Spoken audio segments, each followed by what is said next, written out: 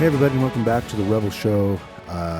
Like normal, hope you're doing having a great day, and your week's going good. Things are going good through what hopefully is the end of odd times.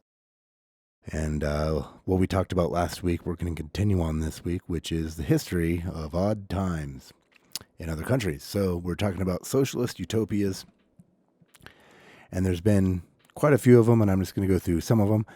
And we went through some of them last week. We're going to continue it up this week. So the idea of a socialist communist government is to kind of make everything equal. And that's what they tell people. We want everybody to make equal income and equal work and everything to be easy and it'll be fun and awesome. And there'll be all these pretty flowers and everything. And it never works out that way. So when you learn to hear the propaganda is what it is, the lies, and then you recognize what happens when you start to hear this type of talk, then you know something's up. And so that's what I'm trying to show through these episodes is that listen to the talk is a red flag to what's coming, and here's the what's coming part. All right, we're hearing the talk now, and this is the what's coming and where it's going to end up. So we're going to start today's episode with the Soviet Union, and there's a lot about this to say, but we're just going to do a few lines here. 40 to 70 million killed, imprisoned, or exiled by the Communist Party. That's a lot of people. In an attempt to create a socialist utopia. That's what they wanted to do. 5 million killed by a government-created famine, and many dying in the Ukraine, Siberia, and Kazakhstan, and other places. So the government did create a famine there. You can read about it in the Harvest of Sorrows book, which I would recommend.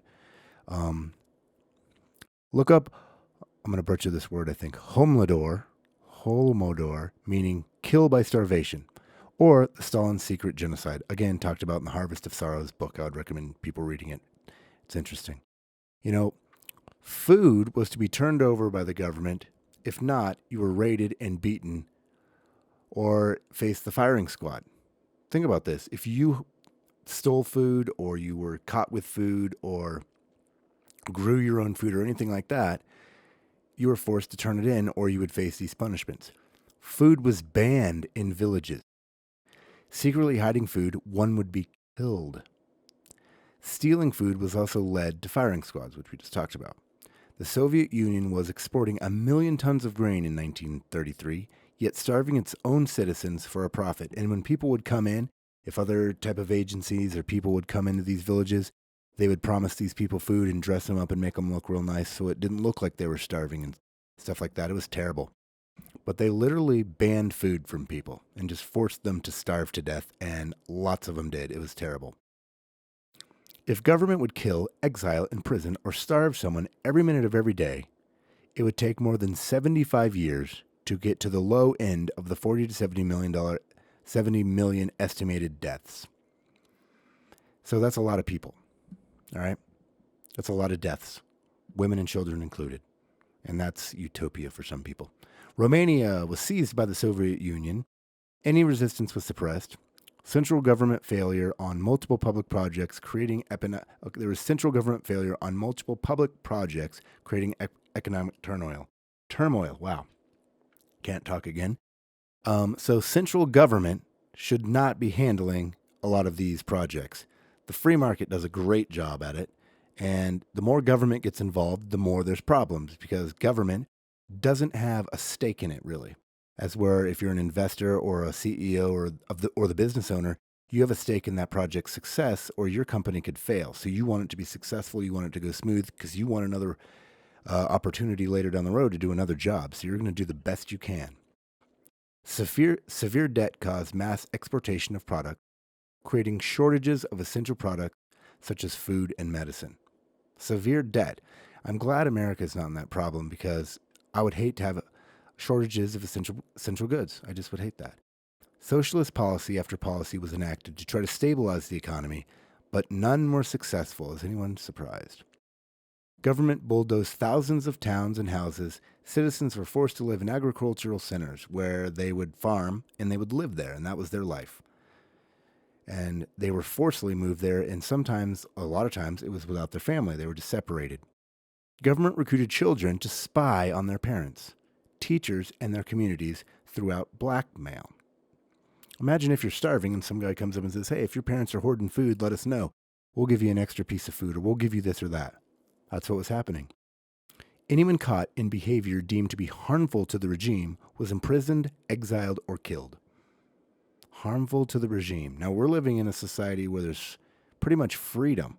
Can you imagine doing something harmful to the regime like eating? Wow, right?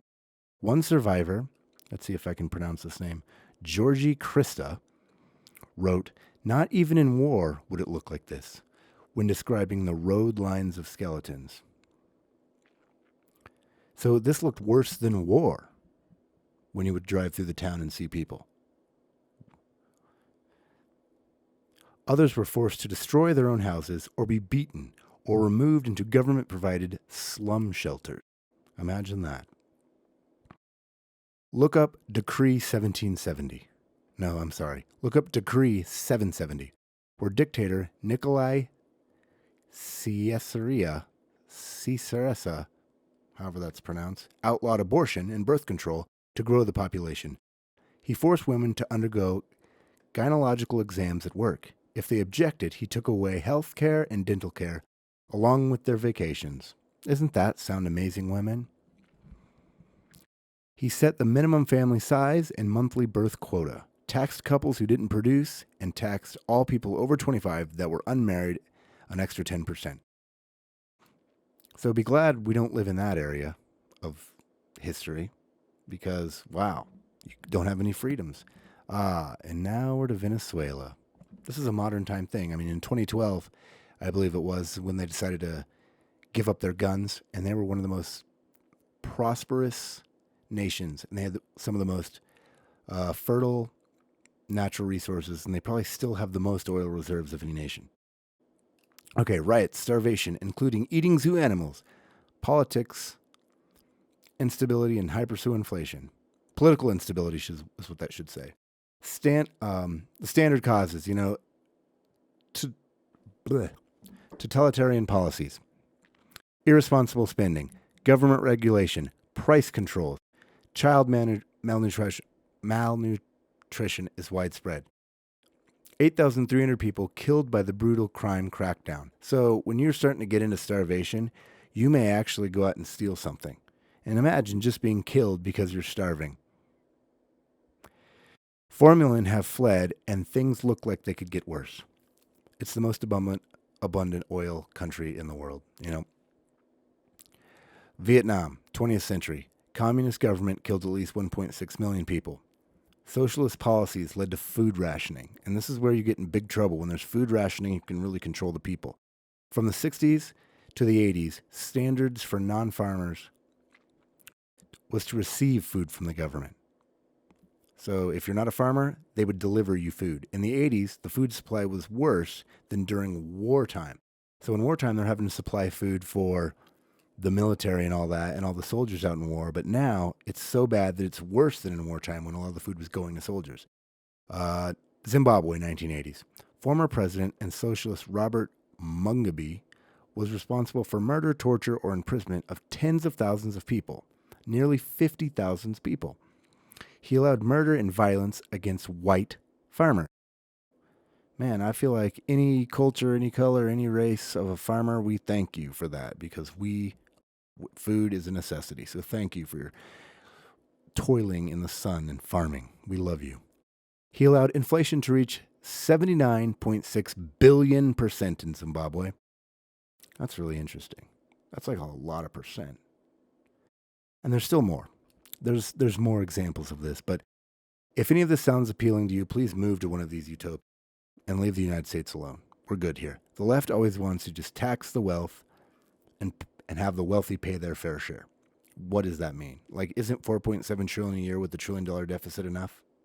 Really? I mean, isn't that enough? I mean, that's a lot.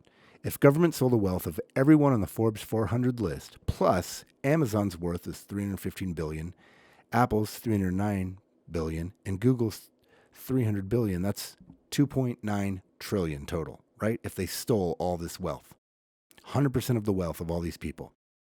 And remember, I said 4.7 trillion is around the yearly budget, and we're only at 2.9, confiscating everyone's wealth. It's not enough. They still wouldn't have enough tax dollars to fund a full year of all their programs. So it's interesting. Congress consists of 535 plus 9 Supreme Court justices and 1 president and a vice president and all their cabinet members and all that. But basically, 545 people control the country. And to me, we have control over most of that, and we haven't been doing a very good job. So we need to make sure we're vigilant and we vote for people that are going to protect our freedoms. We live in a government, it's a limited government by our Constitution, and we have to hold them to that or get them out of town. So now that you know what's coming, if we continue on this path, I hope you tell your friends and you change directions and we take back this great nation.